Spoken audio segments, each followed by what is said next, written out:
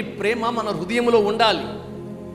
దేవుని ప్రేమ మన హృదయంలో ఉండాలి. కుల, మత, వర్ణ, వర్గ, ధనిక, దరిద్రత అనే భేదం అనేది ఎక్కడ హృదయంలో లేకుండా అందరూ సమానులు, అందరూ క్రీస్తు బిడ్డలు, అందరూ పరిశుద్ధులు అన్న ఆ క్రీస్తు ప్రేమ ఎవరిని హృదయంలో ఉందో దేవుని ఆశీర్వాదం వారి మీదకి దిగి వస్తుంది.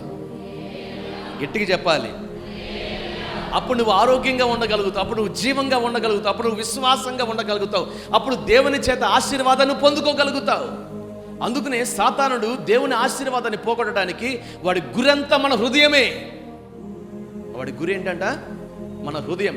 ఈ హృదయంలోనికి ఎప్పుడైతే చెడును వేసామో, ఎప్పుడైతే చెడును మనం పంపామో అప్పుడు ప్రేమ వెళ్ళిపోతుంది, ద్వేషం వస్తుంది, దేవుని ఆశీర్వాదాన్ని కోల్పోతాడు. ఇది సాతాను యొక్క ఆలోచన.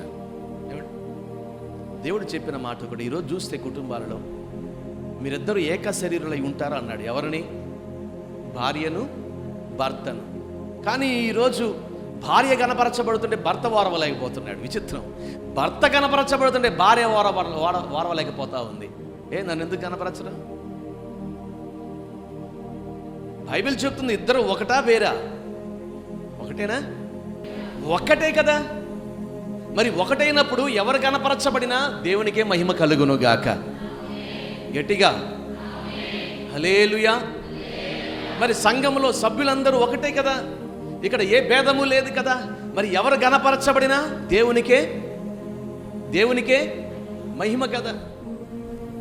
ఈరోజు నా ప్రభు అదే అంటాడు, క్రీస్తు ప్రేమ మన హృదయములో ఉండవలసినదై ఉండగా, క్రీస్తు ప్రేమ మన హృదయంలో కుమ్మరించబడవలసినదై ఉండగా ఈరోజు ఆ హృదయాన్ని చెరుపుతున్నాడు సాతానుడు. ఎందుకో తెలుసా? దేవుని ఆశీర్వాదాన్ని పోగొట్టడానికి, దేవుని దీవెనను పోగొట్టడానికి.